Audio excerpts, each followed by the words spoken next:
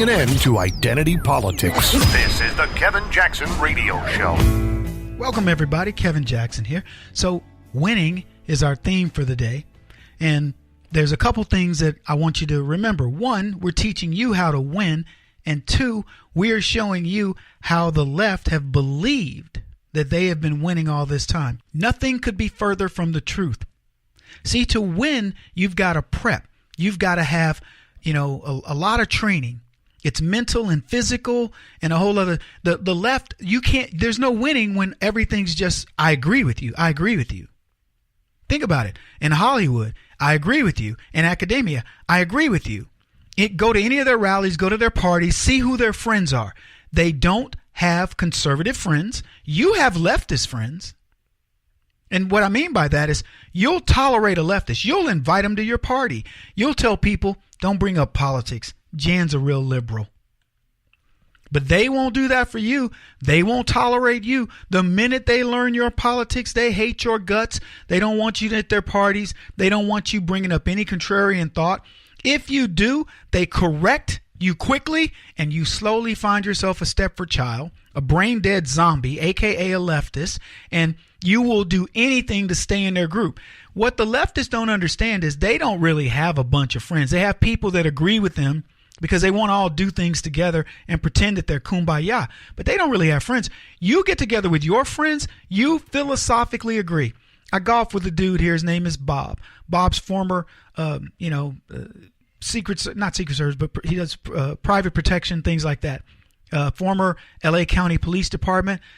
We can talk till we're blue in the face. And you know what? It's hardly ever a disagreement. He may go, Kevin, I don't know. I don't think Pelosi's that bad or something like that, which he'd never say. But we are philosophically right there. He invites me. I met his father-in-law. He's like, hey, we got this great place up, near the border between Colorado and Arizona. You need to come up. We're gonna go, dune buggy in and all this other stuff. I'm there, dude. And he says I'm a master barbecuer. You had me at hello. You know what I'm saying? But I know for a fact, law enforcement, his background, father-in-law was like, he could have been my dad. We got along so well because, and for the record, if we didn't, I'd say, okay, your father-in-law is kind of interesting, but tolerable, and that would have been that. But it turns out we know each other. And I wouldn't go, oh, well, you said something that you like cats better than you like dogs. No, Kevin, I didn't mean that. I really meant I like dogs, man. I'm a dog man. Okay, well, we can still hang out because if you like cats, you got to go. Which, by the way, if you do like cats, you got to go. No, I'm kidding. I don't care about cats. So we don't put these stipulations on friendship. You go to the left. You tell them, I like Trump. I didn't vote for Obama. I believe in immigration should be tight, no illegal, whatever. And you are out. Trust me on this. They can say what they want to say. So they want you to be down with them no matter what. That was this conversation that I had with Donovan McNabb earlier this week. Yeah, he's like, I said, if you're not down, he said to me, Kevin, if you're not down for the cause that they're down for, then you're out. And that's why it was tough to read him, even though I think he's got some lefty in him. But he's also a conservative because many of the things he said were conservative. Like, I had a plan B. When I got to the NFL, I was ready to do something. You could tell people are bothering him. They're mad at him for having been somewhat successful after having left the NFL. And I'm like, man, rock on. Do your thing. I'm going to be nothing but positive in what you're doing. But that's not what I want to talk about. I want to talk about Chelsea Handler because it's been exposed. Donald Trump dumped her. Now, he didn't date her. Let's not go there. But he dumped her. And these late night lunatics, these people that are doing these various comedy shows, and Chelsea had a relatively successful show on a regular network, and then she went over to Netflix. And she was doing great there. And while she had her show, she invited Donald Trump to come see the show. I mean, she invited him to be a guest on the show, I should say. And Donald Trump rejected her, and she got mad.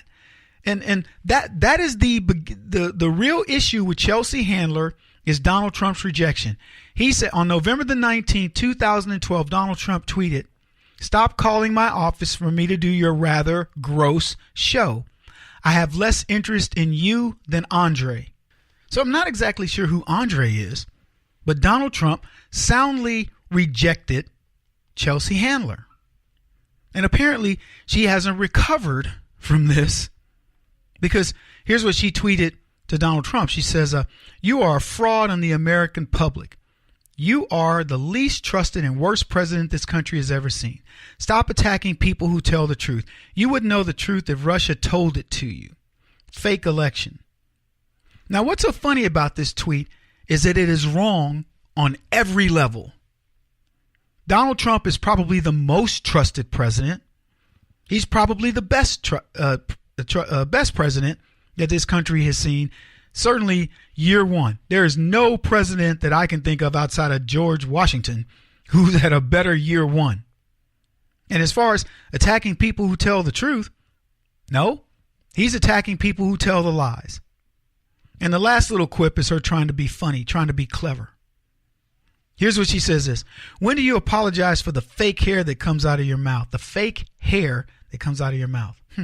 You lie more than anyone, and when news sources get it wrong, they apologize, something you've never done. You're the world's biggest hypocrite. You lie every day. Chelsea Handler wants to be so relevant. And let me tell you what you're watching, folks. You're watching a person whose career is torpedoing. That's what you're watching. Now, well, not the word I'm looking for. It's spiraling downward. Yeah. Chelsea's amazing. Feathers easily ruffled. Can't write a cohesive, coherent sentence. And my prediction, she's going to fade. Yeah. If you just watch, and maybe it's just I don't want to call it a talent, because it's not a talent, but it's one of these eerie things where I go, okay, I can sense your desperation. And here's where it comes from. When you're in sales, you know how people are selling. I used to tell my sales guys all the time, look, you cannot be desperate in a sale. You must be pleasing the client. In other words, always looking at it from their perspective, but understanding with them that you're not moving until they meet you part of the way. You have to be equally invested. There's no equal investment here. Donald Trump rejects Chelsea. She starts tweeting all this, nonsense. And my prediction, Trump will continue to say, "I got no interest in you." It's like Eminem. Eminem is begging Donald Trump to engage with him. And I went and I started looking at both Snoop Dogg and Eminem. You know what's happening in their industry? They're losing money like crazy. Spotify, all these music services are lumping music together, and they're, paying them out differently than it used to be when it was on terrestrial radio. And they're making a fraction of what they used to make. Snoop would drop an album. They call it dropping an album. He would drop an album, and he would sell 200,000 of that album first week. Now he can go months and barely get to that number. Practically a guaranteed platinum. Eminem has dropped 9 albums. He's dropping one here this week, in fact, I think. And in order to sell it, he's picking a fight with Donald Trump. You want to know why? Because his numbers have consistently gone down. Marshall Mathers has the same problem as Snoop, and these are two of the biggest names in rap music. Snoop is partnering with mobile services to try to get people to take it. I mean, they are breaking out all the stops because their reach is going away. Nobody cares anymore. Eminem used to be the number one rapper on the planet. He's number 14. His whatever when they got these rating systems, there are 13 people above him now, and they're all and nobody's dominant anymore. So they're losing audience. Nobody cares about their views. So That's what's going on.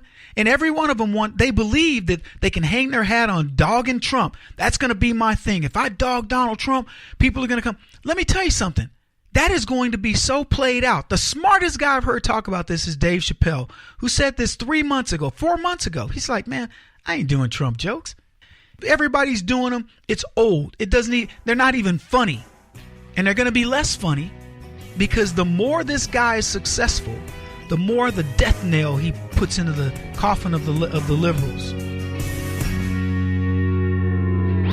He won't stop until he's the top-rated radio talk show host in America. What kind of weird competitive freak are you? This is the Kevin Jackson Radio Show.